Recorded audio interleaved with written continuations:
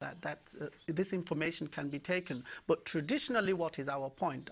Many people are unaware of that, so they think we are fighting. In fact, we're not fighting. Our message is the same. Our message is that our system of calculation is according to the lunar. There is muttafaq alayh. Yes. There is an ittafaq. There is no discussion about that. And then, not only that, ru'yatul hilal. What is the word ru'ya? How do we understand the word ru'ya? We need a sense of authority. We need our ulama's words to give us a sense of comfort, because we, in this confusing time, everyone is dominating another by their own form of knowledge. But everyone accepts that the ulamas of the past were great, and their maqam was very high indeed. They elaborate on the word ru'ya, and this is where the ikhtilaf comes from. Whether the word sumu li ru'yatihi should be taken into consideration, or sumu li ilmihi, or shall we fast by calculating the knowledge of it, rather than ru'yatul basari, by the naked eye. So what is the hukum? Why do the traditional ulamas emphasize that it should be observed by the naked eye?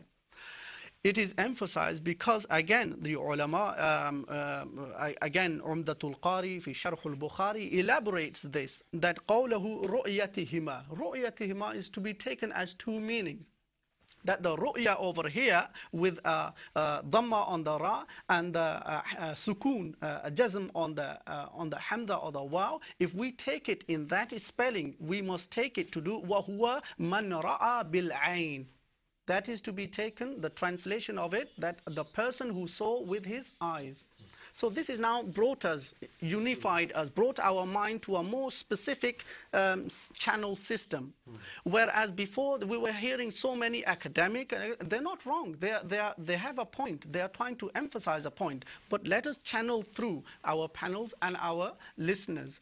So that is what we take it to be. And then from there onwards, how can we bring about practicality? Are we bound to follow Saudi Arabia? Or are we unbound? If we do not follow Saudi Arabia, do we have a liability? Are we questionable? If we follow them and then ignore the context and the situation over here, are we liable? For instance, it is very, very clear. Again, the Imam Nawawi rahmatullahi ta'ala alayhi elaborates this in Sahih Muslim, that if there is a city that is close by, then that information can be shared with a close by city, and they can adopt. If they don't have information and they adopt and they take the information from a nearby city, that is khair. They can act upon that.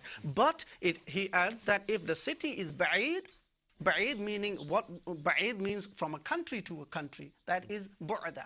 Then they will decide according to their ru'ya. They are independent in their judgment. That is what we are appreciating. This is what we are trying to emphasize. Who is this? Is this the part of the hadith? Is this hadith? No, this is the sharih. This is the commentator of the hadith. And they were great. They weren't just fuqahas. They were specialists in astronomy too. They were specialists in all of these sciences. So people had authority there. So in Umdatul Qari, it is very, very clearly stated. So here we learn something very important, that we are not absolutely fundamentally bound to Mamlakatul Saudiyatul Arabiya. Information we have received, we may take that into account, but we have a responsibility to use and utilize the likes of honorable scholars here that specialize in the calculative measures, astronomical measures, or likewise intercalation, to collect that information and then make a decisions by the qadi or by the imam or by a responsible cleric who is not biased towards any one particular category or group. He looks at it on the basis of what authority he has been given, that is, again, like you were stating, that is agreed upon everyone. The problem is we had something like that a while back. That's right. Unfortunately, for some due reason, I won't go into elaboration of that, and the ulamas know this history too. The people and the public, they are kind-hearted. They all want to perform and to have an Eid, and the concept that has been given into them wrongly, I believe, wrongly, is that we must have it on one day, like the Christian calendar, for instance, the Christmas and the Boxing Day and all the other things. People give their frustrations out because they are very specialized type of people, barristers, lawyers, scientists, and so on, and people who are members of parliament, and they want to take a day or two off, and when they calculate it, they see, oh no, this imam within our locality is deciding on some other thing. In fact, that should not be the case. We have started becoming, in fact, decisions, if they are based on the pressure of people, is wrong. A decision cannot be based on the pressure of people and their requirement. Our religion, we've made that very, very clear, that the deen of Islam is a religion-based society, not society-based religion. Right.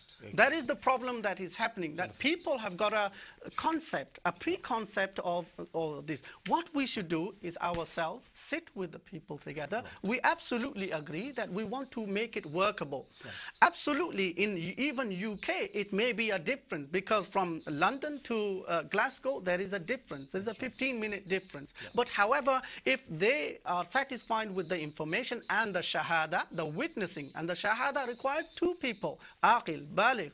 Whenever we ask Mamlakat Saudiyatul Arabiya, or when we ask a close-by country to give us proof and evidence of with regards to who gave this bearing of witness, he has to say, I bear witness. He has to disclose his name. His name and his address, who he is, what his position is in the area has to be satisfied. Sure. So, Sheikh, I think you've, alhamdulillah, explained extremely well the clarity in terms of the distinction between the solar calendar and the lunar calendar, and also very rightly so in terms of your viewpoint in giving the commentators that there is no obligation for us to follow any particular country or so, but in terms of relation of the distance and the timing, that's also absolutely vital, that if it's not been cited locally, what is the next step to be done into the next locality or whatever. However, you also made a very interesting point in terms of that there hasn't been any major consensus over the years. The last time it took place was in 1984. And I remember as a young person attending a major conference at the Islamic Culture Center, where respected scholars from nearly all school of thoughts. I understand that was due to an aggravation of non-administrative procedures. If we lay down a detailed administrative procedures of establishing it, I think many people. You see, that document, what happened, Sheikh, was very clearly signed by very eminent scholars. Alhamdulillah, many of them have now left about this world. May Allah give them Jannah al-Firdaus, and they had really worked very hard. People like Sheikh Dash and others who had played a very important role. And for many years, the community in the UK were able to follow that formula. And that formula was very straightforward. Provided the moon was on the horizon in the UK and that the sighting was either seen in the UK or the news of the sighting came from a reliable source from any part of the world, it would be accepted. But then, again, differences had to come in, and sadly, after a certain number of years, I think about 8 to 10 years, this particular formula has not been sort of followed through. However, now, Sheikh Dr. Osama Hassan, you, alhamdulillah, have also studied this matter in some depth. You have also written a number of papers and have also heard from different viewpoints about the present situation that we are in. How do we see to take this matter forward? What's the way forward now on this? Okay, Jazakallah khairan. Bismillah, alhamdulillah, wa salatu wa salam ala rasulillah. Firstly, I praise Allah and then thank everybody who's made this program possible. And I agree with nearly all the points made by my respected brothers and shuyukh. Alhamdulillah. I'd like to concentrate on just clarifying one or two issues, because many of the public still don't understand actually why there is this disagreement, because there's only one moon, and many people ask me all the time, what's going on?